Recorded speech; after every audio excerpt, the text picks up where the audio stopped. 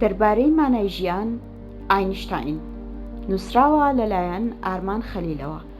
پێشکەشە بە یادی دکتۆر هاوڕێ، مامۆستایەکی ئازیز و مرۆڤێکی جوان.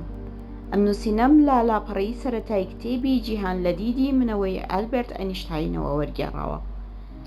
مانای ژیان ئەمەی کە ئێمەی فانی تێدان دۆخێکی سەیرە. هەر یەکێکمان بۆ ماوەیەکی کورت لێرەین، جا ئەم لێرە بوونە بۆچی مەبەستێکە نازانین.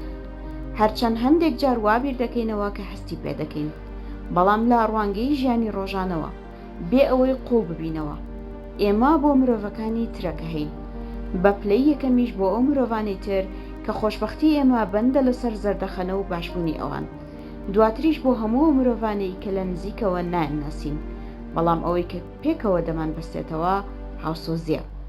من ڕۆژی 100 جار بە بیری خۆمی دەهێنمەوە کە ژیانی تاکە کەسی خۆم و ئەوانی تریش بەندە لەسەر هەوڵ و کاری مرۆڤەکانی تر بە مردوو و زیندووەوە. جا پێویستە وا بکەم کە لانی کەم هێندەی لەوانەوە وەرم گرتووە و وەردەگرم ببەخشمەوە. لە بیرماندا دەمێنیت دکتۆری ئازیز.